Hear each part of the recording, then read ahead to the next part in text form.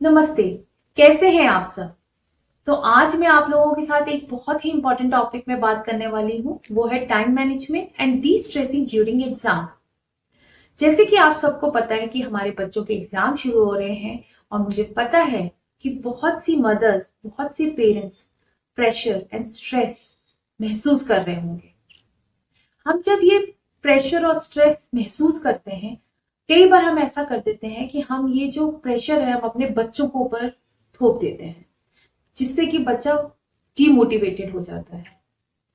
कई बार ऐसा होता है कि हम अपने बच्चों को इतना ज्यादा टोकते हैं, इतना ज्यादा नैग करते हैं कि बच्चा चिड़चिड़ा हो जाता है। तो सबसे पहले हमेशा याद रखिए, एज अ मदर स्पेशली हम क्या कर सकते हैं कि हम अपने बच्चों को मोटिवेटेड रखें, क्योंकि ज्यादातर टाइम हमारे बच्चे मदर्स के साथ स्पेंड करते हैं। तो मदर्स, सबसे पहले तो आप ये याद रखिए कि आपने अपने आप को शांत रखना है। सेकेंड, आप अपने बच्चे से बहुत ही ज्यादा हाई एक्सपेक्टेशंस मत रखिए। बहुत रीजनेबल एक्सपेक्टेशंस हमारी होनी चाहिए। ये नहीं कि आपने बोल दिया कि अब मुझे 98% चाहिए, 95% चाहिए, तो तुम बस अब लग जाओ उसमें। नहीं।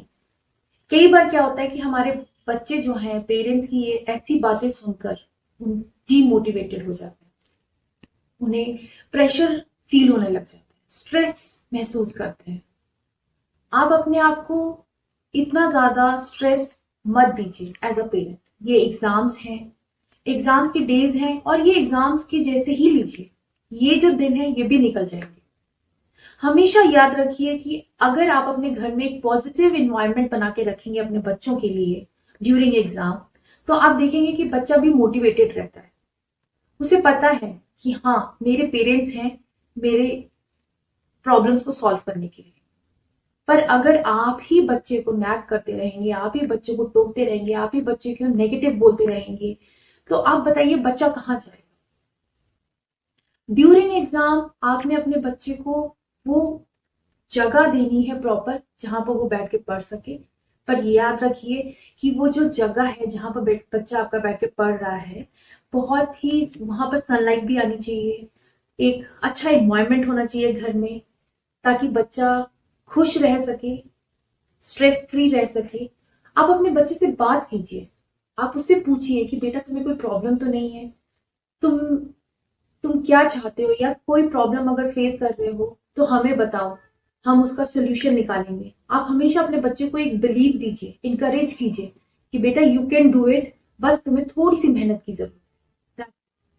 Tell them to give their 100%। वो अपना 100% दे, बाकी वो एग्जाम में जाके अपने आप अपना बेस्ट दे देगी। एग्जामिनेशन हॉल में आपके बच्चे ने जाके एग्जाम देना है, आपने एज अ पेरेंट नहीं। तो आपके बच्चे को पता है कि उसने कैसे पढ़ना है, क्या पढ़ना है। पर हाँ, गाइडेंस हमेशा पेरेंट्स की रहनी चाहिए, पर इन अ पॉजिटिव मैनर्स। ऐसे ही कुछ पेरेंट्स हैं, मदर्स हैं बेसिकली, जिन्होंने कुछ क्वेश्चंस पूछे हैं मुझसे। तो आइए जाने कि क्या वो क्वेश्चंस हैं। नमस्ते मैम, मेरा नाम इंदु शर्मा है। मेरी बेटी 9th स्टैंडर्ड में है। वो बहुत स्ट्रेस लेती है मैम, और वो जो भी पढ़ती है ना वो भूल जाती है। आप कुछ ऐसा टिप्स बताइए जिससे कि वो उसका स्ट्रेस कम हो और वो जो भी पढ़े उसे याद रहे। Thank you ma'am. Okay, thank you so much for the question. जैसे कि ये मदर ने अभी हमसे बताया है कि इनकी डॉटर जो है वो स्ट्रेस लेती है और उसे लगता है कि वो जो याद कर रही है वो बहुत जल्दी भूल रही है। तो मैं आज आप लोगों को कुछ ऐसे टिप्स दूंगी जो कि आप अपने बच्चों को बता सकते हैं, और जिससे कि वो रिवीजन वर्क जो है बहुत ही इफेक्टिव वे में कर सकते हैं।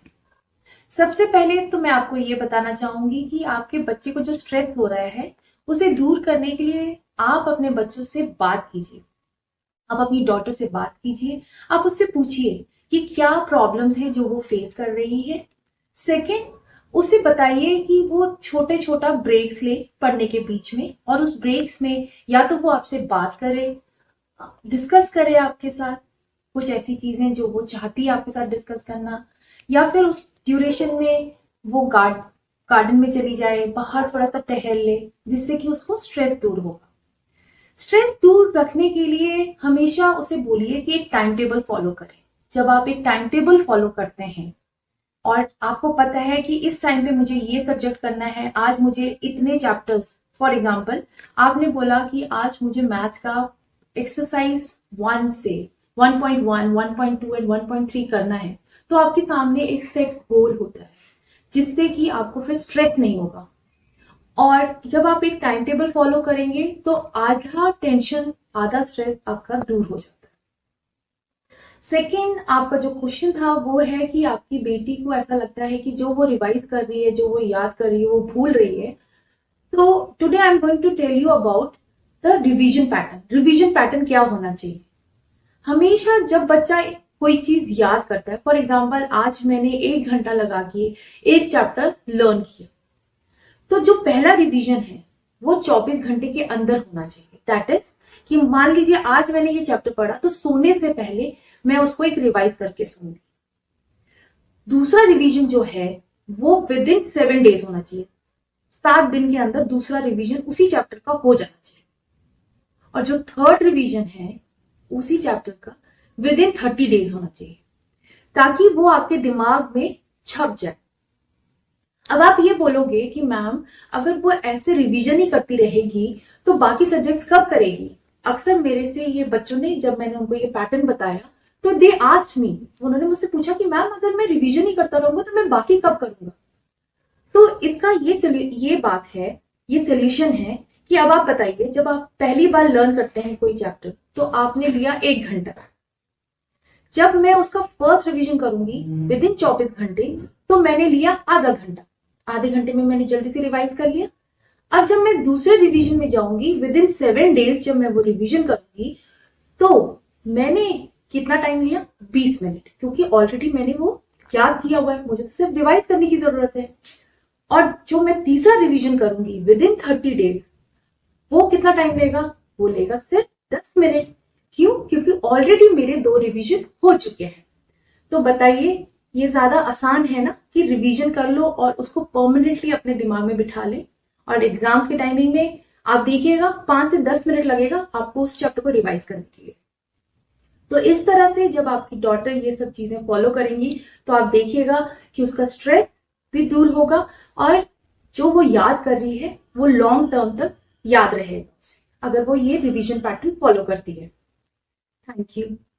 मेरा नाम पूजा है, मेरी बेटी 8 स्टैंडर्ड में है। ऐसा मदर मेरी ये प्रॉब्लम है मैम कि मैं अपनी बच्ची से जब भी पूछती हूँ कि तुम क्या कर रहे हो, क्या पढ़ रही हो, वो कंफ्यूज रहती है। उसको पता ही नहीं रहता है कि वो मुझसे बोलती है कि मम्मा मैं क्या पढूं। मैम मुझे ये टिप्स कोई बता दो ताकि वो वो अच्छे से पढ़ सके और अपने टाइम को मैनेज कर सके। ओके पूजा जी, जैसे कि आपका जो क्वेश्चन है वो है टाइम मैनेजमेंट से रिलेटेड, और जनरली मेरे पास जो मदर्स आती हैं काफी बार उनकी ये कॉमन प्रॉब्लम है।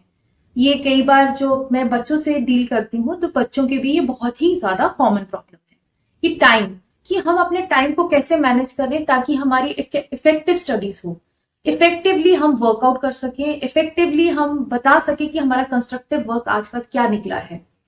तो इसके लिए मैं सबसे पहले आपको ये बताऊंगी कि आपने अपने बच्चे को सबसे पहले बोलना है कि एक टाइम टेबल फॉलो करने के लिए। टाइम टेबल फॉलो करने से क्या होगा, एक तो उसके पास सेट गोल होंगे, ऑब्जेक्टिव्स होगा कि उसे क्या करना है, एंड उसके टाइम टेबल को जब वो फॉलो करेगी तो वो देख पाएगी आपकी डॉटर कि किस तरह से वो एक कंस्ट्रक्टिव वर्क की तरफ जा रही है और अपने गोल्स को किस तरह से अचीव कर पा रही है। और हमेशा याद रखिए, जब मैं ये टाइम टेबल जब मैं बच्चों को बोलती हूँ ना बनाने के लिए, तो मैं हमेशा कहती हूँ जो वो संडे वाला जो डे है you should keep it blank. Sunday को हमेशा ब्लैंक रखिए, उस दिन कोई भी नया सब्जेक्ट मत स्टार्ट कीजिए। क्यों? क्योंकि संडे को एक रिवीजन डे रखिए कि अगर मैंने बीच में फॉर एग्जाम्पल कोई मेरे टाइम टेबल में था कि आज मैंने एसएसटी का चैप्टर 2 करना है और किसी वजह से वो चैप्टर 2 नहीं हुआ, तो आप उसको दूसरे सब्जेक्ट की जगह पे मत कीजिए, इंस्टेड आप उसको संडे को कीजिए। उससे क्या होगा कि जो आपका टाइम टेबल है वो डिस्टर्ब नहीं होता, क्योंकि अक्सर हमारे जो लाइफ है, हमारा जो डे टू डे रूटीन है, उसमें कई बार ऐसा हो जाता है कि अप्स एंड डाउन्स आ जाते हैं कि चलो आज क्लास में मैम ने बोल दिया कि चलो मैं कल अब तुम्हारा मैथ्स का टेस्ट लेने वाली हूँ, तो आज बच्चा जब स्कूल से आएगा बच्चा बोलेगा मेरा कल मैथ्स का टेस्ट है, मैं अभी इस टाइम एसएसटी करूंगी तो नहीं हो पाएगा। तो ठीक है, इट्स ओके, कोई बात नहीं, हम संडे को एसएसटी कर लेते हैं, अभी हम मैथ्स कर लेते हैं। तो इससे क्या है कि आपका बच्चा जो है इफेक्टिव, प्रोडक्टिव, उसका स्टडीज होंगी, टाइम मैनेजमेंट में अगर वो मैनेज कर पाएगी अपने टाइम को, वो ये टाइम टेबल से वो आप देखोगे कि वो प्रॉपरली बहुत ही कंस्ट्रक्टिव वे में अपनी स्टडीज को मैनेज कर पा रही है। सेकेंड, आपने ये बोला है कि वो कंफ्यूज रहती है। तो कंफ्यूज वो इसलिए रहती है क्योंकि उसको पता नहीं है कि कब कौन सा सब्जेक्ट करना है, उसके सामने एक सेट गोल्स नहीं है। तो जब उसके पास एक सेट गोल्स आ जाएंगे, इफेक्टिव टाइम टेबल आ जाएगा, तो आप देखिएगा वो धीरे धीरे अपने टारगेट्स भी पूरी कर रही है और मोटिवेटेड भी रह रही है। Thank you so much. नमस्ते मैम, मेरा बेटा 10वीं कक्षा में है और उसके एग्जाम आने वाले हैं। वो बहुत ही ज्यादा स्ट्रेस में है। मेरे को कोई ऐसी टिप्स बताएं जो मैं उसे कुछ थोड़ा बहुत मोटिवेट कर सकूं। जैसा कि आपने कहा कि आपका बच्चा जो है वो स्ट्रेस महसूस कर रहा है और आप मोटिवेटेड रखना चाहती हैं अपने बच्चे को, तो मैं आपको सबसे पहले ये बताना चाहूंगी कि जो स्ट्रेस है वो दो तरह के होते हैं। एक होता है पॉजिटिव स्ट्रेस और एक होता है नेगेटिव स्ट्रेस। पॉजिटिव स्ट्रेस जो है वो हमारे बच्चों को कहीं ना कहीं मोटिवेटेड रखता है, एनर्जेटिक रखता है एग्जाम्स के लिए। और नेगेटिव स्ट्रेस जो है वो हमारे बच्चों की हेल्थ के ऊपर इफेक्ट करने लग जाता है, जो कि होना नहीं चाहिए। तो सबसे पहले तो आप रूट कॉज को समझिए कि क्या कारण है उस स्ट्रेस का। आपके बच्चे को ये जो स्ट्रेस हो रहा है उसके पीछे का क्या कारण है। कारण बहुत तरह के होते हैं। या तो वो समझ नहीं पा रहा है कि मैं पढ़ाई कैसे करूं। सेकेंड, उसने लास्ट मिनट की प्रिपरेशन छोड़ी हुई है। थर्ड, हो सकता है मे बी कुछ ऐसे फ्रेंड्स भी होते हैं। फ्रेंड्स हमारे जो होते हैं वो दो तरह के होते हैं। एक होते हैं अच्छे फ्रेंड्स जो हमें मोटिवेट करते हैं, कुछ ऐसे दोस्त भी होते हैं जो हमें स्ट्रेस देते हैं। तो कई बार ऐसा होता है जब हम एग्जाम्स टाइमिंग में, जब हम फ्रेंड सर्कल में आपस में मिलते हैं, तो क्या होता है कि कई बार जो हमारे फ्रेंड्स हैं वो हमसे पूछते हैं, अच्छा यार तुमने ये चैप्टर का ये वाला पार्ट किया है। तो हम कंफ्यूज हो जाते हैं कई बार कि हमने किया हुआ होता है पर हम उस टाइम कंफ्यूज हो जाते हैं। तो क्या होता है, उससे हमारे बच्चों को स्ट्रेस बहुत ज्यादा महसूस होता है। तो अपने बच्चे को बोलिए कि आपने एग्जाम्स टाइमिंग में सिर्फ और सिर्फ अपने ऊपर फोकस रखना है। आपके जो फ्रेंड्स क्या बोल रहे हैं और आपने जाके डिस्कशन नहीं करना है, क्योंकि जितना ज्यादा आपका बच्चा अपने फ्रेंड्स के साथ डिस्कस कर रहा है, जितना ज्यादा उनसे सुन रहा है, वो स्ट्रेस कॉज करे।